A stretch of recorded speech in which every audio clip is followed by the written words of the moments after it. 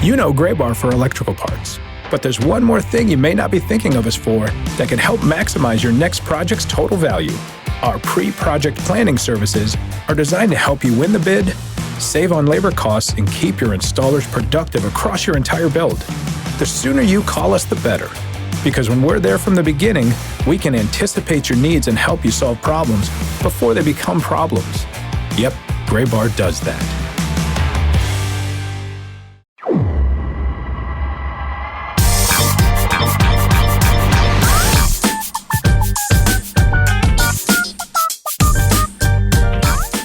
Latest edition of the Show Before the Show podcast, the official podcast of minor league baseball. Tyler Mon, Sam Dykstra, Benjamin Hill. Guys, good to see you. Sam, did you win a major golf tournament? Yes, we were recording on Sunday this week, so I am in my Tigerwood red and with a Nike hat. And the Nike hat, yeah. Yeah, that was definitely the thing that spurred it. I'm going to be completely honest with you guys. I am working from home today, and then I realized I had to do a Zoom call, so I could not just wear a plain white tee on a Zoom call with you guys seeing me. So I threw on this thinking you wouldn't roast me for what I'm wearing. And I'm like, oh, this has a collar on it. This will be good. Nobody will say anything about this, but nope. Tyler still finds what you want to talk about. The aluminum foil I have behind me too. You do have a substantial amount of aluminum foil still behind you. This is at least 2 tubes behind you today. But you know, I'm glad to know you're never without the aluminum foil that you need. I thought you were going to say I'm glad to know there's never something I can't say about you. That is true. Get you going at this start. And you're such a good sport. The thing is, you should be roasting me because the only one of the three of us who is not dressed professionally is me. I have like a backwards hat and a t-shirt on. Yeah, I'm not mature or professional. So you should be able to tackle that. Well, I will say this. You have apparently lit that room, so we can't really see you. We can see the banners behind you, the flags behind you. Okay, good. You look like you're kind of in a cave. I'm just like yeah. I'm the Vecna of this episode. See, timely. I can do pop culture references. Benjamin Hill in New York City in the offices today. Hi, Ben. Yeah, in the offices, like a true professional, wearing a collared shirt and in the office, trumping everybody today. The funny thing too is let me just pull this out of my back after Ben just calling us non-professionals. Thank you. That's great. Sam, I like your outfit. When you lean one direction or the other, Ben, there is a baseball behind you. And I don't know if that's like on the wall or on a TV screen, but it comes into focus every so often. And it's just like the background is blurred, except for this baseball that just says official Major League Baseball. And it's got the commissioner's signature on it. It's like a weird visual illusion that's going on this audio podcast. Yeah. Well, that's a baseball that is on a TV screen in a conference room. It's kind of the default home screen of these conference room, right. Of these conference rooms. So that is. And you can be honest. You can just tell Tyler what it really is. It's the baseballs that just hover around HQ at all times. Yeah, well, that's true. That's true. Baseball is in the air at Major League Baseball headquarters. Levitating baseballs. It's that's people think that it's just like thin air here in Colorado, but it's actually things float. If you set them down, baseballs float. That's why there are so many homers. So let's dive into this week's episode of the Show Before the Show podcast as we kick things off. Ben is back from the road. He got a chance to swing through Wisconsin, Minnesota, all kinds of good stops, and I would imagine a ton of good food. I know you guys talked a little bit last week, Ben, about your first day in Beloit. But give us the overview of how the trip went. Yeah, it was a great trip. As you said, Sam and I, we talked about Beloit quite a bit last week. That's a ABC Supply Stadium, that debuted in August of last year. Was able to spend 2 nights there. And today, Thursday, for those keeping score at home, but Friday, if you are listening on the day this podcast came out, regardless, I have a new story from Beloit up on MLB.com on Timothy Boatner Jr., who is the Beloit Skycarp bat boy, and he has become a ballpark celebrity for his Timmy Time dance routines. So, when I go to a place and there's a dancing bat boy, I got to witness it in action. I got to write about it. I like highlighting those kind of ballpark characters. So please keep an eye out for that story on MILB.com. And of course, we're promoting it on all our social media channels and, everywhere minor league baseball is read and consumed, of course. So it was great to meet Timmy Time. I got more coming from Beloit for sure. But after Beloit, I stayed in Wisconsin, but Beloit is right there on the state line. I had to get deeper into Wisconsin. I had to really feel, I had to be enveloped by Wisconsin, not on its fringes. So I went to Appleton, home of the Timber Rattlers. Hadn't been there for 9 years. It was a Friday. It was a beautiful night, July 4th weekend. It was Margaritaville night. So there was, a lot of Jimmy Buffett being played. There was a Jimmy Buffett cover band post-game show. A lot of people in tropical shirts. They gave away visors. Fang, the mascot, was wearing a hula skirt. So I don't know. From Jimmy Buffett extends just all manner of beachy tropical aesthetic, I suppose. I've never really been too much of a fan, but it is a good ballpark vibe on a Friday night. Anyhow, that's a great ballpark. Just a firing on all cylinders type of operation. Really enjoyed being there again, shooting the Bratzuka. That's one of the signature things they have going on there. We've all heard of hot dog guns probably, but the Bratzuka, that's a hot dog gun to the next level. It shoots brats into the ballpark. So being able to shoot the Bratzuka was a highlight. Also got involved with a between inning go-kart race on the warning track. I was a milk truck. I was in the lead most of the way, and then I got passed at the very end by like some sort of trailer, some sort of tractor trailer go-kart. But I put in a good run there on the warning track. Of course, met with the designated eater, David Meyer. Highlighted lots of food stuff, including the Big Mother funnel burger, which is like a 1 pound burger with funnel cakes for buns. Just the kind of thing you might want to eat at a ballpark. It actually looked pretty good, I gotta say. I feel like those sweet, savory combinations. Got to spend some time on the air with Chris Merring. I always call him the Dean of the Midwest League. He has been with the Timber Rattlers for 20 years and has not missed a game. He hit that anniversary this year. He has not missed a game in 20 years of calling games with the Wisconsin Timber Rattlers. So great to visit him. One of the hardest working broadcasters in minor league baseball, with the post-game podcast, with the Rattler radio blog. And always good to see him. Chris, in the beginning days of my career, was a great source of information when I was, just looking around for any bits of information. He had the right sense of humor to deliver the goods. So always good to see him. Anyway, I could go on all sorts of tangents about Appleton and the Timber Rattlers, but then it was on to a ballpark I had not been to. Ballpark 185 of my career, the St. Paul Saints CHS Field in lower downtown St. Paul. Was really, first of all, I'd never been to Minnesota before in a professional context because there had not been a minor league team in Minnesota for who knows how long before the Saints became the AAA affiliate of the Twins in 2021 after many years as an independent franchise. Their reputation precedes them for zany and irreverent antics. The Gold Clan Group, Mike Veck, Bill Murray. They've always gone all out on the promotions and the irreverent spirits. So I was excited to see that in action, see how it had changed or not changed and since becoming affiliated. But first of all, the ballpark itself is beautiful in lower downtown, opened in 2015. Just views of the city all around. You're close to the Mississippi River. Really creative, unique architecture, like wood. The concourse is cedar wood, so you're looking up at the soft cedar wood ceiling all around. Interesting places like Monument Pork, paying tribute to the ball pigs of team past. Murals, artwork, an amazing history museum, the City of Baseball Museum, down the third baseline on the concourse. Like really good stuff in this baseball museum. Probably the greatest baseball stadium I've ever seen, at a ballpark, which if they have anything at all, it's usually not too much, but this is really worth spending some time in, tracing the history of not just the Saints, but the city of St. Paul.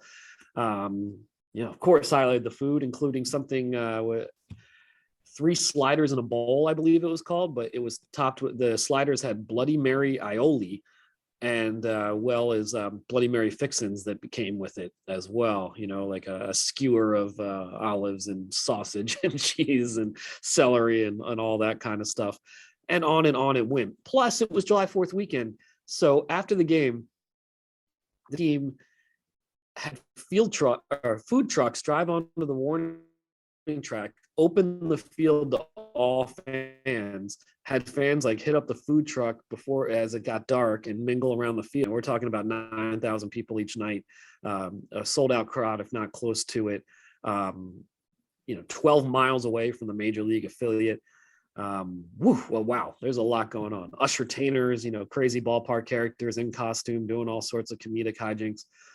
It went on and on. It definitely lived up to my expectations. And if you've not been to a St. Paul Saints game, I would highly recommend it. It was great to finally be there. And you mentioned how zany Saints games can be, and we knew that before they even became affiliated. But now getting to experience the ballpark itself, what do you feel like is the defining feature of it? Is it just the craziness of the organization, of the fans, or is there something about the stadium and its infrastructure? Like, what do you think defines the home of the Saints?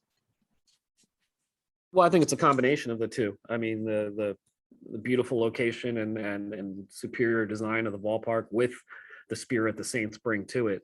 They have a whole roster of ushertainers, who lead cheers on the dugout. There's a woman on roller skates. I cannot recall her name, but she's roller skating on the dugout and leading cheers. There's the coach, a real stereotypical hard edge coach, who's got like the crew cut and tight clothes and a whistle. And he came onto the dugout and was like doing push-ups after, the home team scored. They've got the nerd. They had a couple nerds, just uber nerds leading the crowd, mingling with the crowd. They have Sego, forgetting his last name, but we've talked about him on the podcast before. Sego from Japan, who ran a marathon in the ballpark earlier this year. He's also an ushertainer, does karaoke every game. We'll be writing a story on him down the line because he had a lot going on. There's a ballpark pig, every year, a new ballpark pig. This year's is named 867530 Swine. In one of the more anomalous innings I've ever spent at a ballpark, I spent it in the team's pig pen, where the pig farmer hangs out with the ball pig, during the game.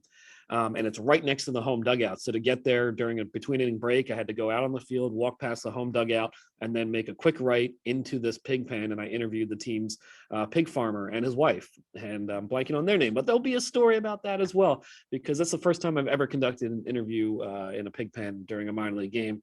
And the ball pig goes out and delivers balls to the umpire at certain breaks in the game. And so what I learned about the ball pigs, though, is, they start out, when they're very young and trained from a very young age, like, 4 months old, and they only do it for one season because those pigs keep growing and they become, upwards of like 1,500 pounds and completely unmanageable. So they have to do it in the first year before these pigs become just gigantic. I guess I just hadn't realized how big a lot of pigs get. So I'm on all sorts of tangents here, but I guess, Sam, that's the answer to your question. What makes it distinct is the two things combined. I mean, a really top-notch ballpark and top-notch, promotional style. We got a fun conversation coming up with a member of Milwaukee's or the Milwaukee area, the state of Wisconsin's baseball promotions royalty with the Wisconsin Timber Rattlers. Ben, give us the lowdown of what's coming up. Yeah, the middle stop on the trip, of course, was Appleton, home of the Timber Rattlers. And the first time I was in Appleton was in 2013, and that was Hilary Bauer's first year on the job with the Timber Rattlers. And, visited again this year, and, she's still there. Her career has evolved a lot. And so we spoke with Hilary Bauer about, working in Appleton, Wisconsin, and the Timber Rattlers promotional style and all sorts of other things. So that's coming up right now, I would believe.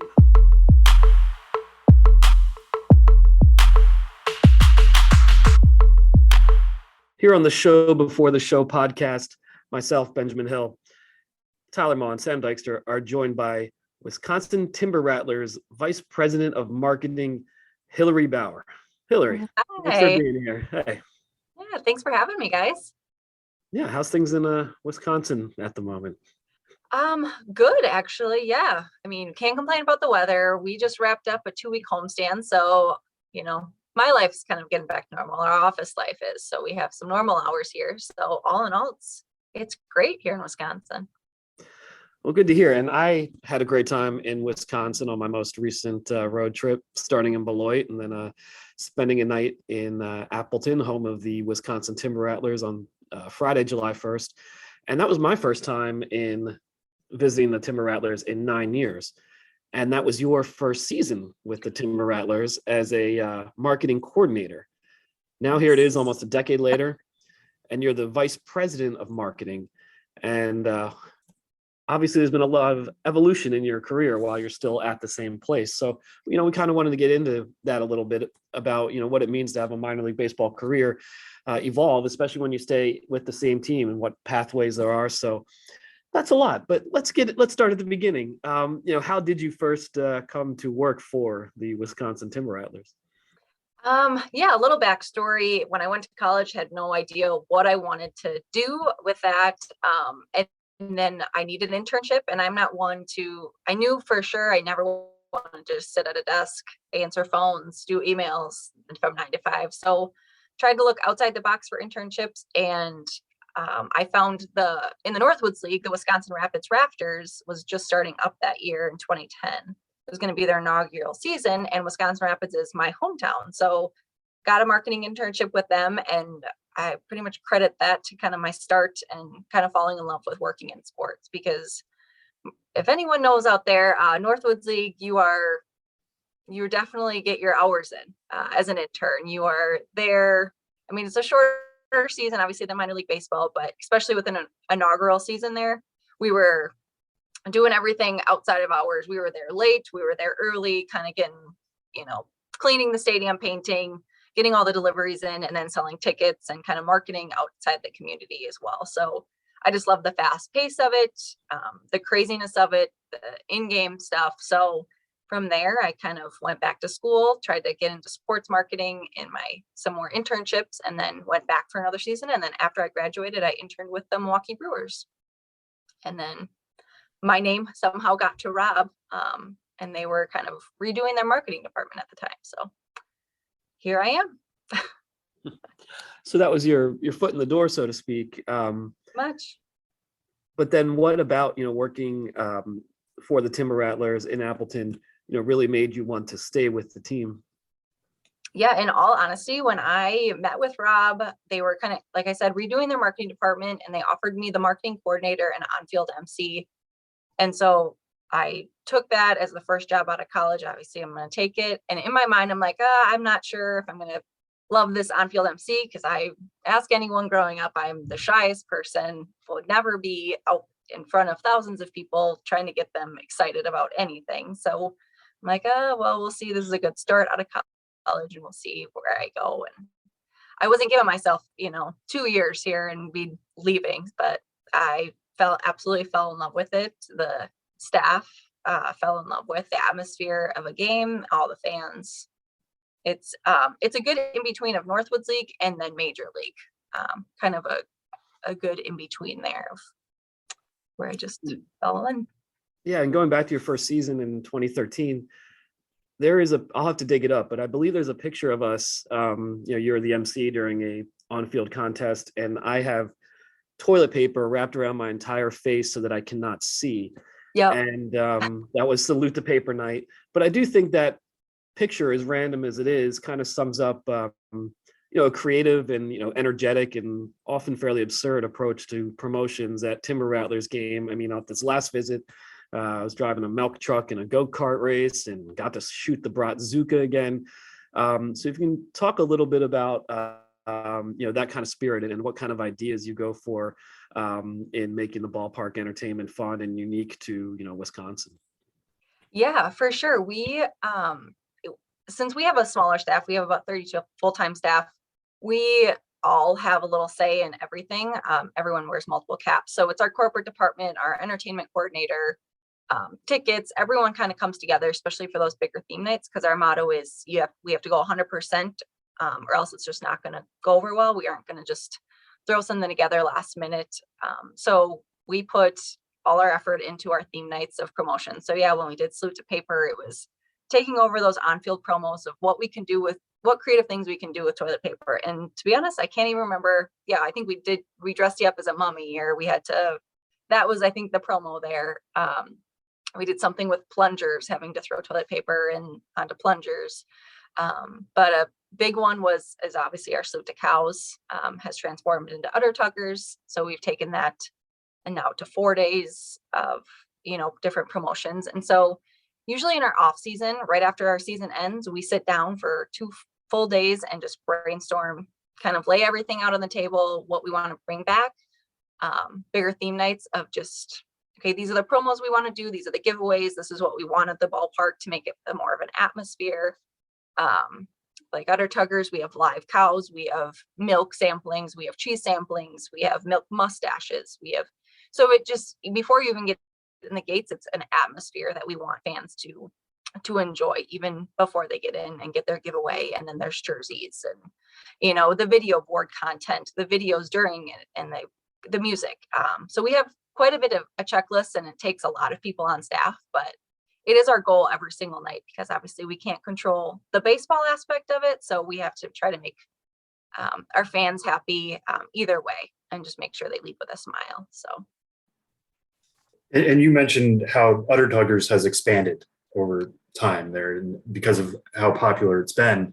Over the 9 years that you have been with Wisconsin, how do you feel like minor league marketing kind of writ large has changed? We've had Copa come on, and you guys have a Copa identity. There's been superhero nights with the Marvel Defenders of the Diamond, which you guys are currently advertising on your website. There's so many different things that have happened industry wide, but how have you seen things change just in 9 years? Yeah, it's, crazy. Just marketing wise in general, social media has kind of taken over. Digital marketing has kind of taken over, and if anyone knows that, it just changes daily. So you just got to keep up with it. And I think that's more of it's part of the creative part of it. And like, okay, now TikTok is the top thing. So we have to try to get TikToks out there and find someone on staff like that so we did hire a social media manager this year to kind of help us with that. But yeah, it changes daily. It changes every year. But again, everyone on our staff it helps out with that kind of stuff. Our corporate marketing guys kind of work with me quite a bit on that as well. So, but yeah, minor league baseball, major league baseball, they come up with an idea, and then we kind of take it from there, and how can we build on that? And, our Marvel nights, and Copa with our bobbleheads we've done in the past, and the sugar skulls and our jerseys and everything. So we definitely take those and just kind of build on them when we can. But yeah, marketing has changed. The minor league marketing has definitely changed throughout the years that I've been here, and it's going to continue to change. So it's one part that I love about my job, is it's consistently keeping you on your toes. Yeah, no, for sure. Yeah, and in terms of things changing, you mentioned before, you guys are always noticing what works and what doesn't, what can be expanded, like the Udder Tuggers. We're about 3 months into the season now, a little bit past the halfway mark. Has there been anything new that you guys have done this year that you've already written down in ink for next year, of either this is something we definitely need to bring back or even expand for 2023? Yeah, probably. Now that I can't even think about it, looking at our list here. We've come up with our big nights of the season, and continue that year after year. Obviously our dinosaur night, Udder Tuggers, princess night, the superheroes. This year we did a hockey night, or hockey day, I should say, since we started in April. And April, if any of you know, April in minor league baseball is pretty tough, especially in the Midwest, with potential snow, potential rain, potential 30 degrees, you never know. So we try we don't plan our big promotions unless it makes sense in April. So this year we did a hockey night. We gave away a jersey as our giveaway, a hockey themed Timber Rattlers jersey. Kind of reached out to all of our hockey teams in the area, youth hockey teams, kind of had them come out as groups. And I think that was one of the fastest giveaways that we've had. It was jerseys. So I think that is definitely on the list for another year, but it's just those little things after, just looking at our promo schedule here. But yeah, there's lots of things that are kind of one-offs that, even some sponsors come on board, and it's like they want to do this, and it turns into this huge big thing. But I'm sure I'm forgetting some big one. But yes, there are plenty of those that all of a sudden take off. I don't want to keep bringing it up, but Udder Tuggers was, Salute to Cows. We've done it how many years before that? I think, Ben, I don't know, maybe you weren't here for that one, but it was Salute to Cows. We had that, even before I was here. And then one idea led to another, and it's now craziness. So, which we'll take. Hilary, being so close to the parent club, what kind of opportunities does that provide for you guys to tie in? You've got so many Brewers fans, obviously, who are coming out to games. It's not the same as, teams who are in one state and have an affiliate, 1,800 miles away. What doors does that open for you guys? Yeah, that's a great question. On Sundays, we do our Brewer Sundays. So we have the team wears a specific uniform that's kind of a Brewer themed, obviously still has all of our logos, but it's a Brewer colors. So they wear that every Sunday. It's a day game. We do autographs, catch on the field. And then this year, this last homestand, one of these homestands, we had a bunch of rehabs. So we do have a little bit better opportunity to have some rehabs, which always help us, no matter who it is. It definitely drives ticket sales. So we had Brandon Woodruff here as our starting pitcher. And that was, tickets went absolutely nuts. I think we announced it and it was 500 tickets within the night and then kept growing from there. So that's always a bonus when they can come here for that. And we are having a few appearances this year from former Brewers. So Ricky Weeks is coming.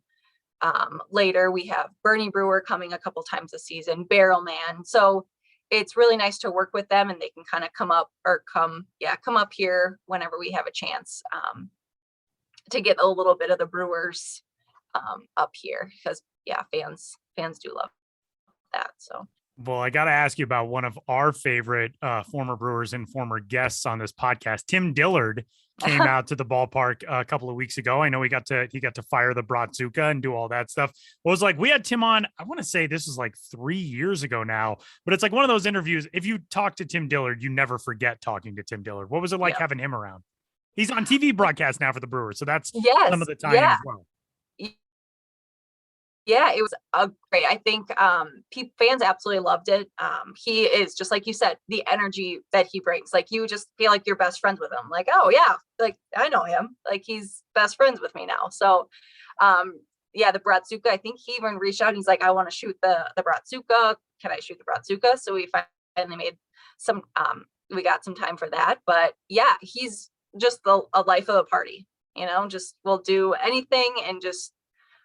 So that's pretty much, there's no other words for that, but yeah, fans loved him. There was a line for him just to meet him. Kids, I know a couple of coworkers, kids know him and they were just so excited to just meet him and see him in person. And he is exactly what you would think, I've never met him before, but he's exactly what you would expect in person. It's the same person. So.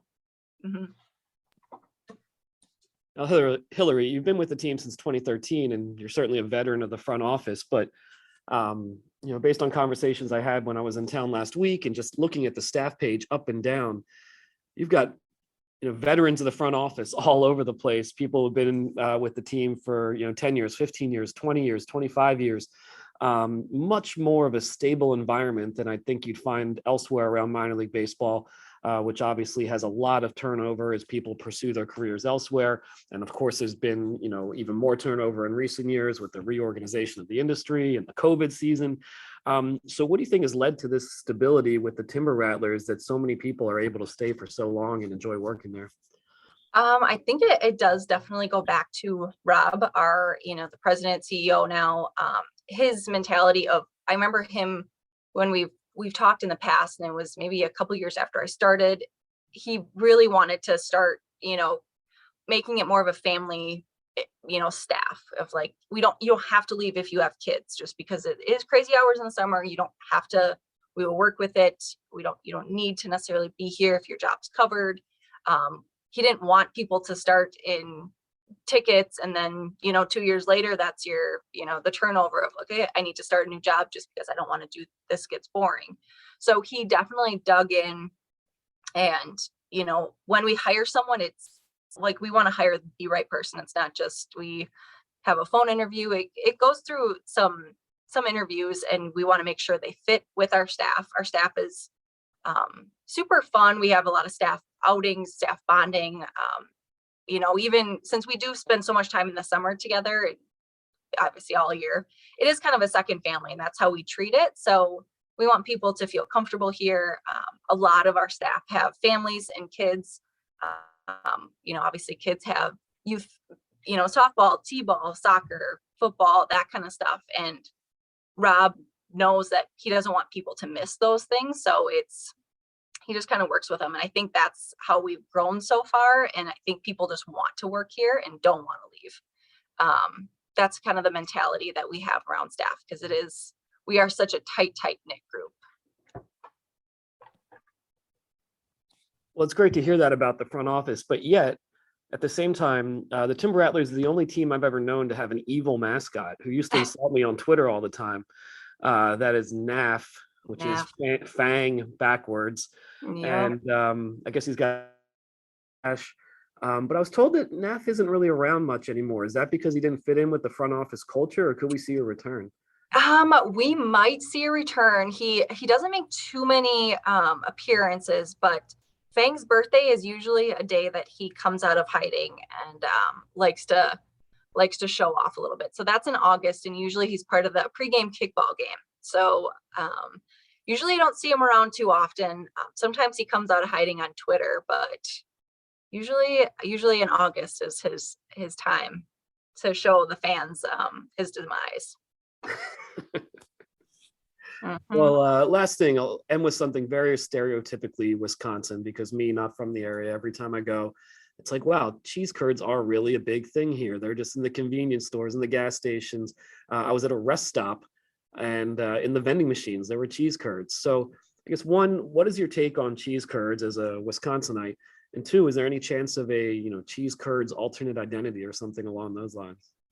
It's a possibility, if that's, you never know what happens in those off-season meetings. I will tell you that you never know what happens. But yes, I love cheese curds, fried, or if they're fresh, they have to be fresh, get the squeaky, fresh cheese curd. But doesn't the squeaking weird you out a little bit? I've the first time I ever had squeaking, I was like, I feel like I'm eating a living thing. It was terrifying. Yes, but you also know it's fresh then. Because no, we've tried to microwave them to try to get the squeak, to just get it, because it's just that much better when they squeak. Like they're fresh, freshly made. And maybe it's just the Wisconsinite in me, but yeah, the squeaking doesn't really bother me, because I know you're immune to it. That's true. Okay, that's fair. Nope. Maybe that's the alternate identity name. It's not the cheese curds, it's the squeakers. The squeakers, yeah. Squeakers. Or just the squeak. Just make it singular. The Wisconsin squeak. Yeah, I'll put that on the list for the off-season project and see where we come up. Yeah, I didn't mean to turn this into a pitch meeting, but just, our theme night and jersey identities have just kind of gone through the roof. So why not just add one more? You never know. Yeah, there's always room for one more in minor league baseball. And if you're not from Wisconsin, remember that if you get the cheese curds, you want them to squeak. Fresh ones. If you get fried ones that squeak, something's wrong. I wouldn't eat those, but yes. Well, there you go. Words of wisdom from a Wisconsinite, Hilary Bauer, Vice President of Marketing with the Wisconsin Timber Rattlers. Thanks so much for being on the Show Before the Show podcast. Thank you, guys.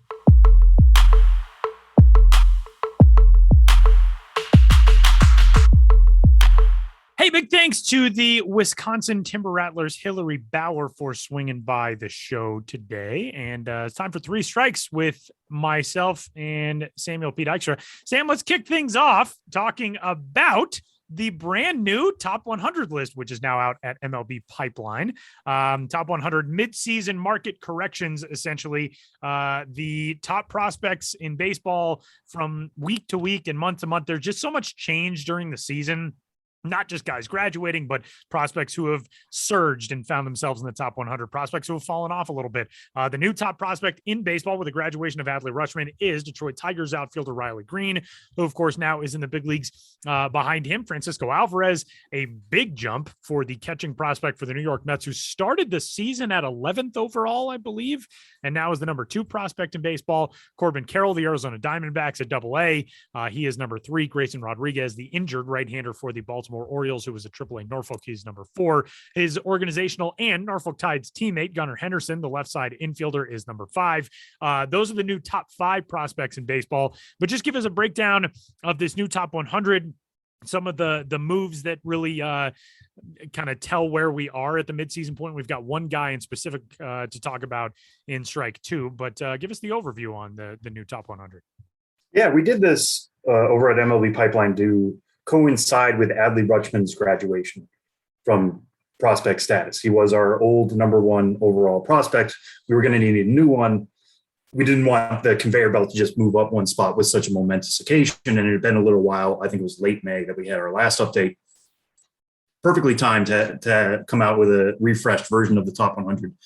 One thing I always stress with these ones, we call them market corrections internally. What that means is we're not moving everybody around. What we're doing is we revoted on the top 15. We moved other guys 10 plus spots in either direction.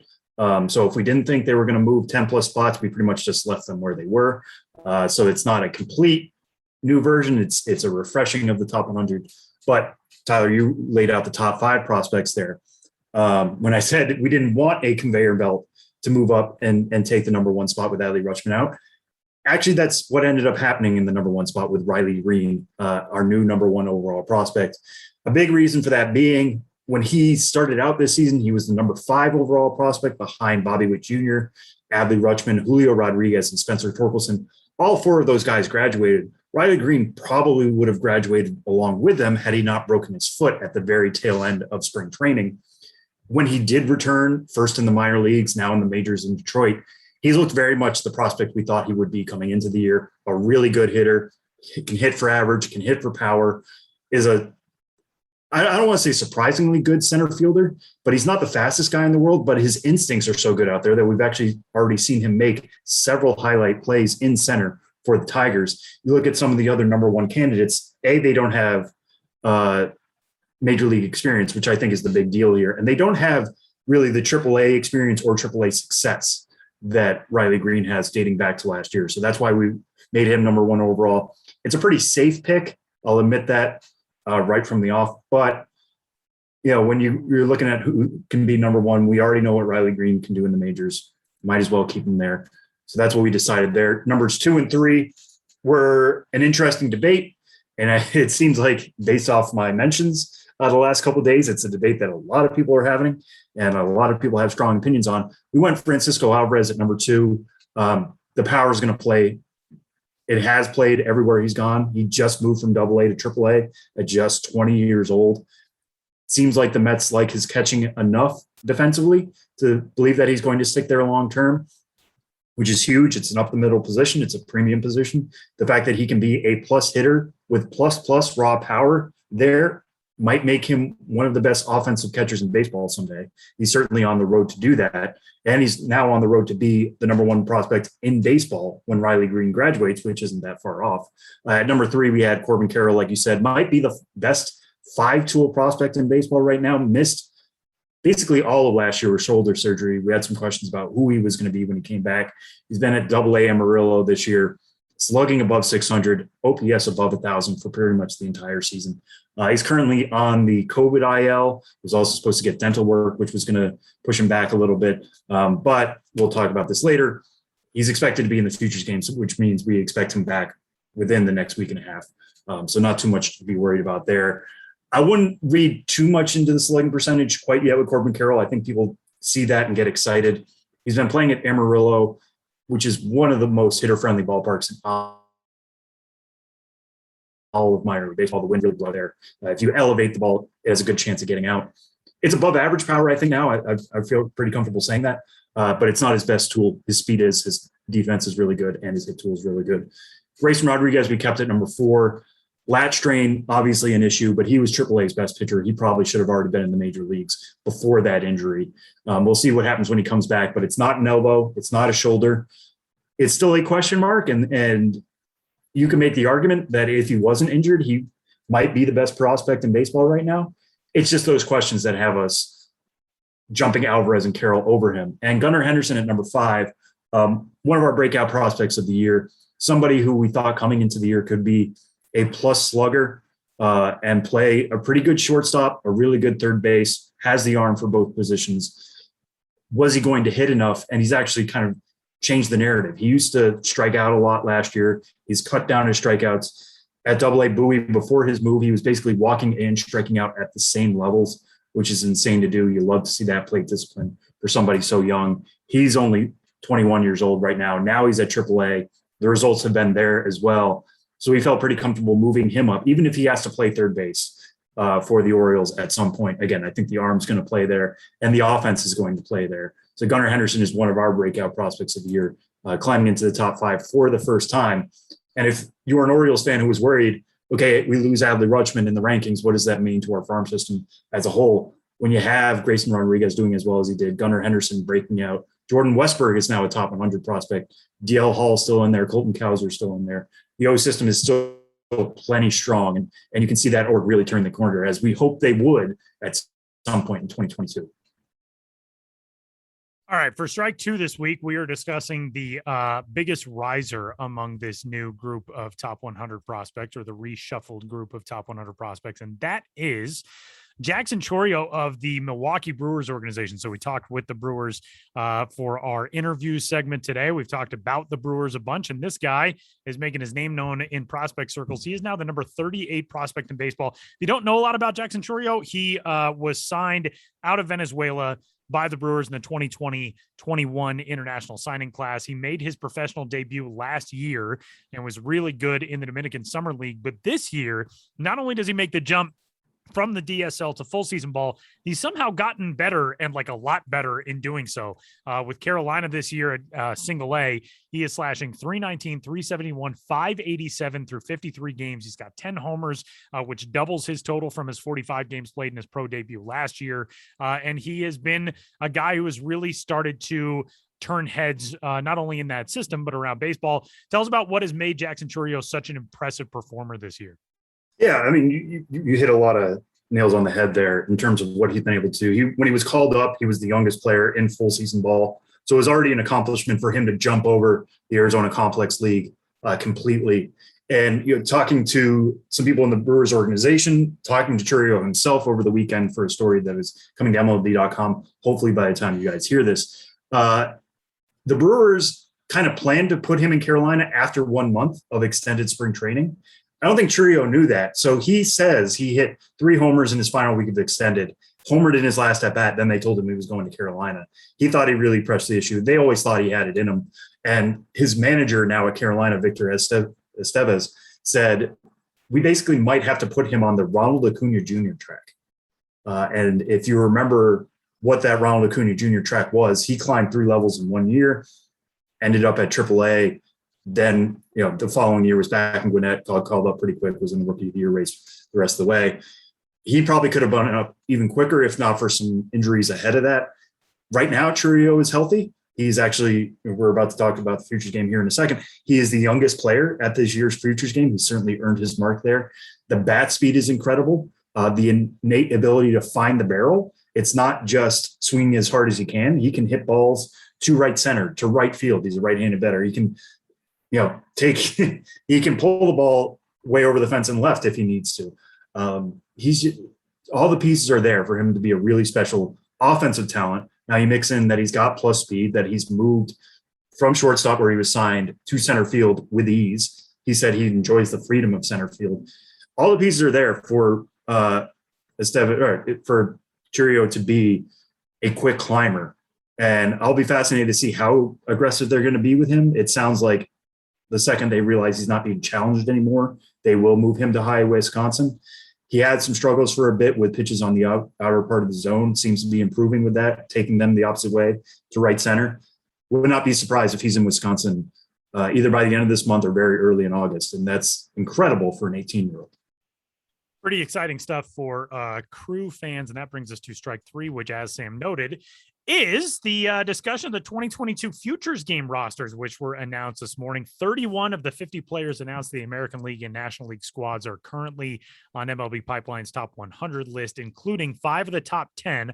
So Francisco Alvarez from the Mets, Corbin Carroll from the D-backs, Gunnar Henderson from the Orioles, Cardinals third base prospect Jordan Walker, and Yankees shortstop prospect Anthony Volpe.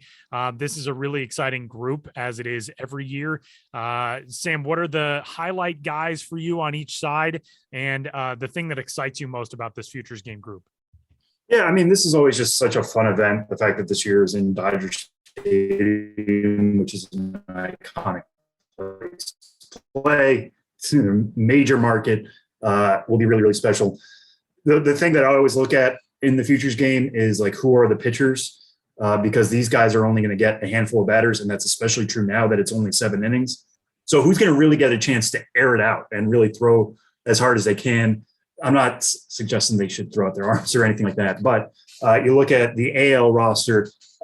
I'm a big fan of Ken Waldichuk of the Yankee system. I did a story about him, a pitching lab story about him, and all 4 of his pitches are really good. The slider, which the Yankees have talked about, the whirly is really special. I think we should get some really good looks at that if he's given a chance to pitch. Taj Bradley is one of my favorite pitching prospects in baseball. He has another year in which he's got a sub-2 ERA. Brian Bayo is technically on the roster. He actually made his debut for the Red Sox on Wednesday. We'll see if he's going to remain there. It seemed like Wednesday was just a spot start, got roughed up a little bit, but he was getting as many swings and misses as anybody in AAA, getting a ton of ground balls with a power sinker. Breaking stuff is pretty good. Changeup's pretty good. I think he could be a big standout in this game as well. You look at the NL side and the pitching staff. Cade Cavalli has really turned things around with the national system of late. He pitched in the Futures game last year, threw multiple pitches at 100 plus miles an hour. Again, just because it was a shorter stint, and I think he really wanted to show why he belonged there. Now he's seen it. What happens when he comes back? Is he still going to be out with something to prove? Maybe he will, because his stock slipped a little bit. Bobby Miller, hometown guy, being a Dodgers prospect, you want to talk about elite velocity. If I'm the NL staff, I'm starting Bobby Miller just because I really like that tradition of making sure that the hometown guy gets the start in his future ballpark. He could hit triple digits pretty easily in that inning, especially if he's really trying to show the fans something. Yuri Perez, a guy this year who just turned 19 in April, has been at Double-A the entire season. So he was young for Double-A to start the year. He's been effective there in the Miami Marlins organization. That should be really fun. Most of the hitters we've already talked about. I'll highlight Jordan Walker, another top 10 overall prospect, a guy we moved up into that group. I think Walker could put together one of the best batting practices, which is always a fun event in the Futures game. As you know, Tyler, you got to see it last year in Denver. He could put together a great PP. He could also have some of the best exit velos in the game itself. So keep an eye on that. And also keep an eye on Mason Wynn, another player from the Cardinals organization who, yes, he has improved this year with his offensive skills. And that's a reason why he slid into the top 100. But if anybody hits a ball his way, keep a special eye out on how hard he throws the ball. He can throw the ball in the upper 90s from shortstop. And considering that's his best skill, it's an 80 arm on the 20-day scale. This showcase event is basically made for him. And I'll be fascinated because sometimes the middle TV cameras can't keep up with his throws from the 6. Will the Peacock cameras be able to do the same thing? That'll be fascinating. But so many skills, so many tools are going to be on display there in LA next Saturday, or a week from this Saturday, I should say. And maybe next week, Tyler, I'm going to pitch this to you now. I always like when we draft our own teams. So maybe we'll draft our own Futures game rosters next week. I'm very down with that.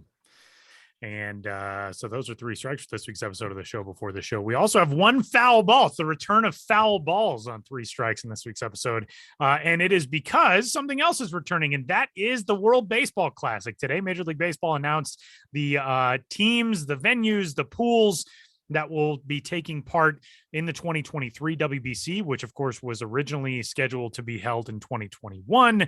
The pandemic canceled the qualifiers and everything else in 2020. So the classic itself was pushed back after 2021, but it will return next year. There is already a whole lot of excitement for the semis and the final rounds, actually the quarterfinals and then the semifinal and final round, which will be held in Miami, because I think everybody remembers the atmosphere in Miami for the games between the Dominican Republic and Venezuela and the US and Puerto Rico, and just the insane atmosphere that was there. So Miami will host those games for the first time in the semis and in the final. But the pools look like this. There will first be 2 qualifying tournaments, which are going to be held later on this year, September 16th to the 21st in Regensburg, Germany, and September 30th to October 5th in Panama City, Panama. There are 6 teams in each of those pools. The top 2 teams will advance from those groups to the main WBC coming up next spring. So Pool A for the qualifying tournament in Germany, the Czech Republic, Spain, France, Great Britain, and South Africa.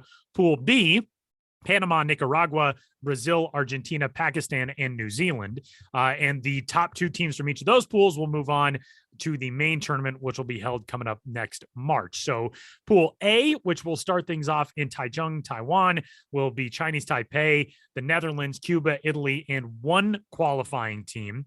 Pool B in Tokyo will be Japan, Korea, Australia, China, and a 2nd qualifier entrant. Pool C is where USA Baseball will start its WBC title defense. That'll be in Phoenix at Chase Field against Mexico, Colombia, Canada, and the 3rd qualifying entrant.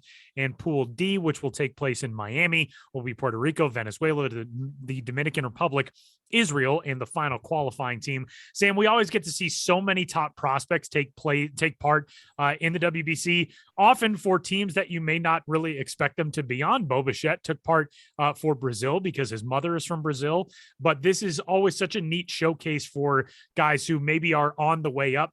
Jameson Taillon pitching for Canada several years ago. Some of the prospects that we see, Shohei Ohtani pitched in the WBC back in 2013, I believe. I may be making that up. I know he was in the Premier 12 tournament in 2015. So we see these guys who come across and maybe aren't on your radar yet, but soon will be on your radar. This is a really neat venue to get them some high-level international baseball experience. Yeah, I mean, it's a competitive atmosphere, right? Like, Tyler, you've been to these games. I have not, unfortunately, but it's just an incredible environment. And, you get to play for your country in a way that doesn't happen outside of the Olympics, really. In the Olympics, as great an event as it is, we're not sending major leaguers to the Olympics, unfortunately. So this is as close to a World Cup in baseball as we get. And, I immediately think of Adam Jones robbing a home run. Yep. I think he was robbing Manny Machado. Yeah. Yeah. At Petco Park. At Petco Park. In the fact that you can get some of these young guys that experience, Kenley Jansen, I think, was on the Dutch team as a catcher back in the day. There are going to be openings in some of these countries that are going to be really loaded in some spots, but really thin in others. And that opens up an opportunity for somebody coming from single A, from high A, et cetera. It's going to be fascinating to see how these rosters fill out. I hope prospects are loading the rosters. Where you will be at several of these qualifiers, which I think is going to be the real place to watch prospects. Bo Bichette was a perfect example of that, trying to force his way through. And the other player from that Brazil team that I remember, which ended up being a Blue Jays prospect, was Eric Pardinho, right? Who is currently trying to come back from multiple injuries, but really shoved in that tournament and all of a sudden became a name that everybody needed to follow out of Brazil. Yeah. So I'm sure there'll be other ones that we'll see of, hey, this guy's a guy that we should know out of this country that isn't necessarily a big baseball nation. Yeah. Pardino's a really good example because he was 16 in the qualifiers back in, those would have been the 2016 qualifiers, I believe. So he was a guy who kind of put himself onto the prospect map, and man, it's just one of my favorite events in sports, and so excited to see the WBC back in 2023 and the qualifiers later on this year. And we'll be keeping you updated on the prospect news when that stuff comes around as well. So that'll wrap up Three Strikes for this week's episode of the show. Before the show, Josh Jackson swinging by, and then we're back to wrap it up next.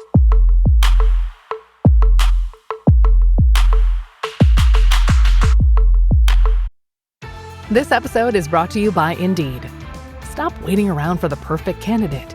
Instead, use Indeed sponsored jobs to find the right people with the right skills fast. It's a simple way to make sure your listing is the first candidates see. According to Indeed data, sponsored jobs have 4 times more applicants than non-sponsored jobs. So go build your dream team today with Indeed. Get a $75 sponsored job credit at Indeed.com/podcast. Terms and conditions apply. We interrupt this podcast to bring you another thrilling edition of Ghosts of the Miners. Now, here's your correspondent and host, Joshua Jackson.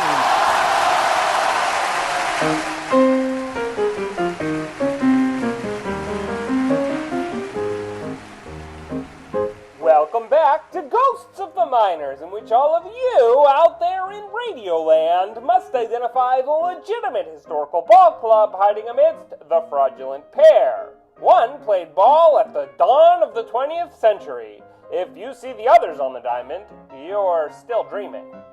In the last segment, I asked you which of the following minor league baseball teams did at one time exist. A. The Albertville Alienists. B. The Yuma Bonesaws. C. The Vancouver Horse Doctors. You better believe the answer is C. The Vancouver Horse Doctors, who plied their trade in the Northwestern League seasons of 1905 and 1907. As fans of the Marx Brothers and Dr. Hugo Z. Hackenabush know, horse doctor is slang for a physician with odd ideas and insufficient education. Are you a man or a mouse? You put a piece of cheese down there and you'll find out. As well as a term for a veterinarian of any stripe. But Vancouver's horse doctors got their moniker not from their inadequate understanding of human biology nor their expertise in equine health, but from the wear and tear already on their own bodies as they entered the Northwestern League's inaugural campaign of '05. Managed by once and future big league skipper John McCloskey, the Vancouver club featured no fewer than 8 players over the age of 30, including 40-year-old former major leaguer Farmer Weaver. The team was nicknamed the Veterans going into the year, was known in headlines as the Vets, and over the course of the season, due to a little verbal horseplay, they became the Horse Doctors.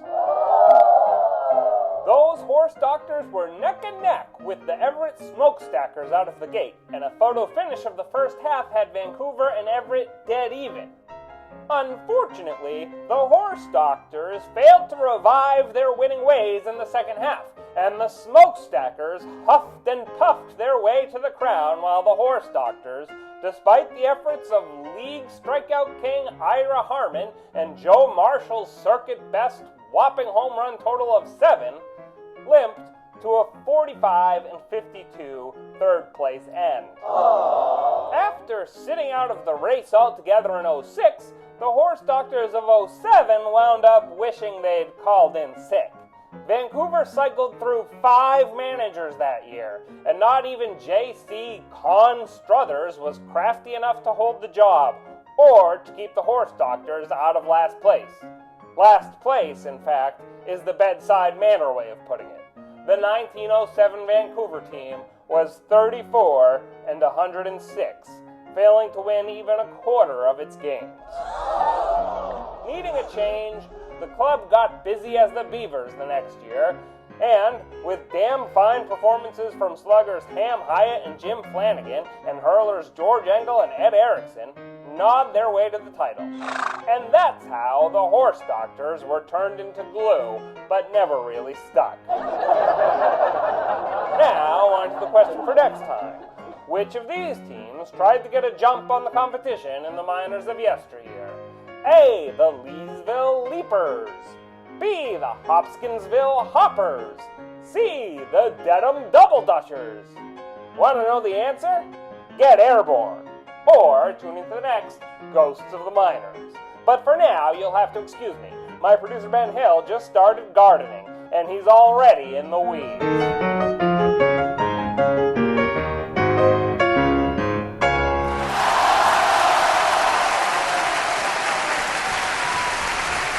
Final segment of this week's episode of the show before the show. Big thanks to Josh Jackson stopping by for Ghosts of the Minors. And Sam, what are you watching on MLB TV this week? The place where you too can catch all of the best and brightest in minor league baseball. What do you got? Yeah, so I won't be watching this necessarily on MLB TV because I will be at the game itself, but I would recommend that people watch it because who knows, you might see me in the crowd. I will be in Worcester on Saturday, and that's going to be a pretty special game for me because I'm taking my nephew Liam to his first minor league baseball game. He just started playing t-ball in the spring. His birthday party is on Sunday, so my birthday gift to him this year is we are going to the game, and don't tell him this, but I'm going to basically walk into the team store and tell him he can get whatever he wants within reason. That's awesome. They sometimes like sell autographed memorabilia in there, and I don't think he's going to know what that is. But be like, I want that Chris Sale rehab jersey. It's $500. Yeah, we're gonna cap that, but he's turning 5 years old, so he won't know if I direct him a different way. But when I told him we were going, I was like, "Oh, we're gonna go to the Woo Sox game," and he ran away, and I'm like, "Where are you going? This is exciting!" But he actually grabbed a plush version of Smiley the mascot. Oh, that's terrific. To show that, oh, like this, and I was like, "Yes, exactly." So hopefully we're gonna meet up with them, and it's also, I think they're allowing kids to throw on the field after the game. Cool. Because it's a 4:00 start. We'll see if his mother lets me keep him out that late. You can play catch, not have a catch, but you can play catch because that's the correct way to say it. Yes. Yeah. Well, he doesn't know the difference yet, so we'll have to instill That's that. true. He's young. You can get him on the right side of grammatical history. Yeah, there we go. Unlike but yeah, keep an eye on that game. It's Worcester against Scranton, Wilkes-Barre. It's a Red Sox-Yankees matchup. We're not doing it because of that. We're doing it because, like I said, his birthday party's on Sunday. There will be some notable prospects in that game. If you are looking for some, Jeter Downs on the Red Sox side, Oswald Peraza on the Yankee side, a top 100 prospect himself, number 39 right now. So there will be things to watch. But yeah, keep an eye out on that game. And also, because it's in Worcester, friend of minor league baseball, friend of the show, Tyler Murray will be broadcasting it. I touched base with him this week. Fellow BU guy, a guy I know going back to college. When we cross paths there.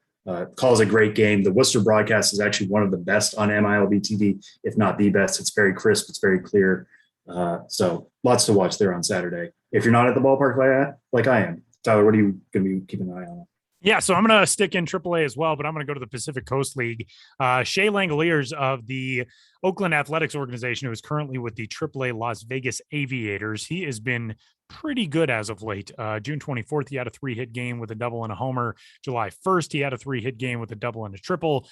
He is a very fun talent to watch, a guy who OPS'd 835 last month. He's at 862 to start this month. He's a dude who you may not be seeing in the minors for long. I know there hasn't been a whole lot to be excited about at the major league level for Oakland this year, but he and the Aviators will be on the road taking on the Oklahoma City Dodgers this weekend, just through Saturday with the changing of the schedule to accommodate for the 4th of July games and everything. So they're actually off on Sunday. But another friend of the podcast and all-around good dude, Alex Friedman, will be on the call for those games in Oklahoma City. And then they will be home, the Aviators, against the Salt Lake Bees coming up next week. And you can catch those games on MILB.TV. So that's all. That's it. And that's all. Get in touch. We got some more great emails this week. You guys have been super cool with sending in emails and telling us that you are enjoying the show. We're just shamelessly shilling for you to give us more encouragement, because some of us are very weak with our self-esteem. I'm not saying that I am. But it's been fun to hear from you. So podcast at MILB.com. Get in touch. And for Benjamin Hill, Josh Jackson, Sam Dykstra, and everybody else, I am Tyler Maughan. We'll talk to you next week.